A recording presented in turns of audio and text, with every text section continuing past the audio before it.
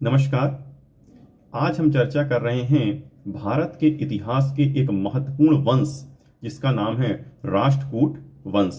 राष्ट्रकूट वंश से प्रतियोगी परीक्षाओं में कई बार प्रश्न पूछे गए हैं, तो आज हम चर्चा करते हैं राष्ट्रकूट वंश की। तो राष्ट्रकूट शब्द का अर्थ होता है राष्ट्र नामक क्षेत्रीय इकाई का अधिकारी।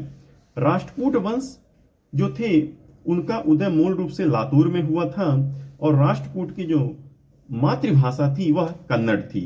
तो इनके पहले राजा होते हैं जिनका नाम था दंतीदुर्ग। दंतीदुर्ग को राष्ट्रकूट वंश का सबसे प्रतापी राजा कहा जाता है। साथ ही साथ राष्ट्रकूट वंश का वास्तविक संस्थापक जो थे वह दंतीदुर्ग थे। इन्होंने अपनी राजधानी मान्यखेड़ को बनाई थी और एलोरा के दशा अवतार अभिलेख के अनुसार राष्ट्रकूट वंश दक्षिण भारत का पहला वंश था जिसने उत्तर भारत पे आक्रमण किया तथा अपना आधिपत्य जमाया। दंतीदुर्ग ने मालवा पे आक्रमण किया तथा मालवा पे अधिकार किया और इस विजय के उपलक्ष्य में उसने उज्जैन में हिरण्यगर्भ दान दिया था। दंतीदुर्ग ने अपने स्वामी चालुक्य जो कि बतापी राजा थे उनके कीर्ति वर्मन सेकंड पर आक्रमण किया और राष्ट्रकूट को एक स्वतंत्र राज्य के रूप में घोषित किया था। तो दंतीदुर्ग को ही हम कह सकते हैं राष्ट्रकूट वंश का संस्थापक था। इसके बाद राष्ट्रकूट वंश में एक राजा और आते हैं जिनका नाम है कृष्ण प्रथम। कृष्ण प्रथम जो है सबसे प्रतापी राजा हैं इस वंश के। ये दंतीदुर्ग के चाचा थे जो गद्दी पर बैठ गए थे। इन्होंने गंगा वांडी पर आक्रमण किया जिसे हम आधुनिक मैसूर के नाम से जानते हैं और वहां के राजा श्री पुरुष को पराजित किया था। और कृष्ण प्रथम ने एलोरा में कैलाश मंदिर का निर्माण कराया था। जो एलोरा का कैलाश मंदिर है वो पत्थर को काट के बनाया गया एक मंदिर है जो कला के क्षेत्र में किया गया एक उत्कृष्ट प्रमाण है जो कि यूनेस्को के धरोहर में है। तो इससे कई बार क्वेश्चन आता है कि एलोरा के कैलाश मंदिर का निर्माण किसके समय हुआ और कौन से वंश ने किया। तो इसका निर्माण जो है कृष्ण प्रथम के समय हुआ और उस समय पे राष्ट्रकूट वंश का शासन था। कृष्ण प्रथम के दो पुत्र थे, एक का नाम था गोविंद सेकेंड और दूसरा थे ध्रुव। लेकिन इनमें सबसे प्रतापी राजा हुए हैं ध्रुव। ध्रुव जब राजगद्दी पर बैठे तो इन्होंने उत्तर भारत की जो राजनीति थी उस पर पूरी तरह से पकड़ बनाई और इन्होंने प्रतिहार वंश के राजा वत्स्यराज और पाल वंश के राजा धर्मपाल को पराजित किया। इनके चार पुत्र हुए, एक का नाम था कारक, स्तंभ, इंद्र और गोविंद तृतीय। इनमें सबसे प्रतापी राजा हुए हैं गोविंद तृतीय।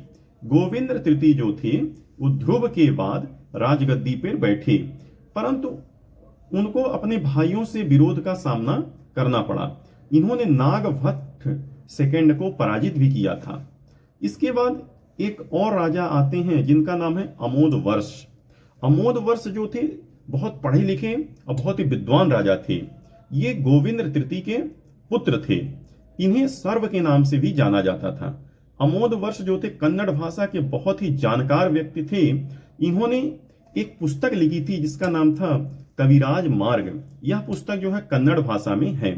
इनके दरबार में एक जैन गुरु रहते थे जिनका नाम था जिनसेन, जिन्होंने आदि पुराण की रचना की थी, जो कि अमोदवर्ष के गुरु भी कहलाते हैं। इन्हीं से प्रभावित होकर के अमोदवर्ष ने जैन धर्म स्वीकार किया था। तो हम कह सकते हैं कि अमोदवर्ष जो थे वो जैन धर्म के अनुयायी थे। अमोदवर्ष के बाद अनेक राजा हुए जैसे कि कृष्ण सेकेंड, इंद्र तृतीय, अमोदवर्ष सेकेंड, गोविंद फोर्थ, अमोदवर्ष तृतीय, अनेक राजा हुए, लेकिन इनमें से कोई प्रतापी राजा नहीं हो पाया। इसके बाद एक राजा आते हैं जिनका नाम मिलता है कृष्ण तृतीय। कृष्ण तृतीय जो थे उन्होंने चोलों के ऊपर आक्रमण किया और कांजी और तंजौर पे अपना अधिकार किया। इन्होंने दो मंदिरों का भी निर्माण किया था। एक का नाम है कृष्णेश्वर मंदिर और दूसरे का नाम है गढ़ मार्तंड मंदिर। और इसके बाद एक राजा आते हैं जिनका नाम है खोटिक। खोटिक जो है राष्ट्रकूट वंश के अंतिम राजा थे, है ना। और इनको परमार वंश के राजा सियाक ने युद्ध में पराजित किया और इनकी राजधानी मान्यखेट को नष्ट कर दिया था। तो ये प्रमुख पॉइंट थे जो कि राष्ट्रकूट वंश से संबंधित हैं। मुख्यतः इनमें से 3 ही 4 प्रकार के क्वेश्चन आते हैं। पहला क्वेश्चन आता है कि राष्ट्रकूट वंश की स्थापना किसने किया था? तो दंती दुर्ग ने किया था। एलोरा के कैलाश मंदिर का निर्माण किसने किया था?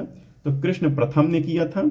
और इनकी राजधानी जो थी वो मान्यखेट थी और इनकी जो मातृभाषा थी वह कन्नड़ थी।